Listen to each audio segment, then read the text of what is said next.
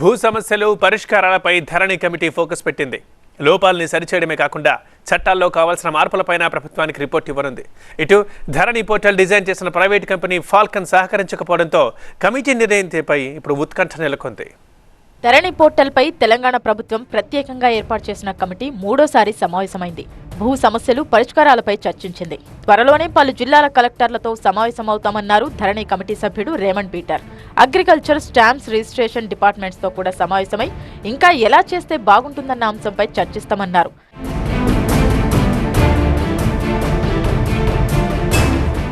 ధరణి పోర్టల్లో లోపాలను సరిచేయడమే కాకుండా చట్టాల్లో ఏమైనా మార్పులు చేయాలా అని కూడా ఆలోచిస్తామన్నారు ధరణి కమిటీ సభ్యుడు సునీల్.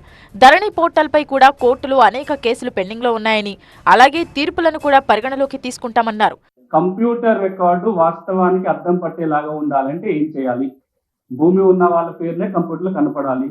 ట్రాన్సాక్షన్ చాలా సులభం కావాలి. ఇంతకుముందు పెద్దలు అన్నట్టుగా ఒక ట్రాన్సాక్షన్ జరిగితే దానికి ఒక అథెంటిసిటీ ఉండాలి, తప్పులు జరగకుండా ఉండే ప్రయత్నం జరగాలి. దానికి సంబంధించిన లోపాలన్నింటినీ అధ్యయనం చేస్తూ వాటిని సరిచేయాలన్న ఆలోచన ఒకటి. ఈ చట్టాలలో ఏమైనా ఇంకా మార్పులు కావాలా, నియమాలలో ఏమైనా మార్పులు కావాలా, ఉత్తర్వులు ఇంకా మార్చుకోవాలని కూడా చూడాలి, చట్టబద్ధత కూడా చూడాలి. దీని అంశాన్ని కూడా ఆలోచిస్తాము.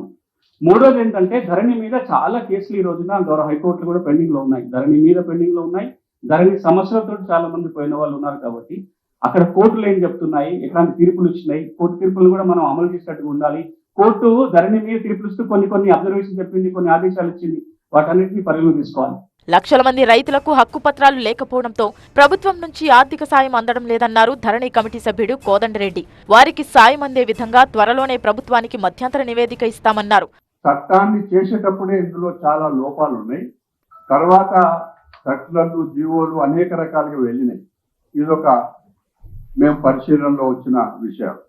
6 సంవత్సరాలుగా లక్షల మంది రైతులు హక్కుపుత్రాలు లేక వాళ్ళకు రావాల్సిన ఆర్థిక సాయం రాకుండా ఇబ్బందులు పడుతున్నారు. కాబట్టి ఒక మధ్యంతర నివేదిక అది త్వరగా ఈ బాధితులకు అందేటట్టుగా కమిటీ చాలా తొందరనే ఒక మధ్యంతర నివేదిక ఇస్తే కొందరికి తొందరగా న్యాయం జరిగే అవకాశం ఉంటుంది. మరోవైపు ధరణి పోర్టల్ డిజైన్, రికార్డ్స్ డిజిటలైజేషన్ చేసిన ఫాల్కన్ కంపెనీ కమిటీకి సహకరించట్లేదని తెలుస్తోంది. ధరణి కమిటీ 3 సార్లు పిలిచినప్పటికీ ఫాల్కన్ కంపెనీ స్పందించకపోవడంతో తీవ్ర అసంతృప్తితో ఉన్నారు కమిటీ సభ్యులు. దీంతో ధరణి కమిటీ ఎలాంటి నిర్ణయం తీసుకుంటుందో చూడాలి.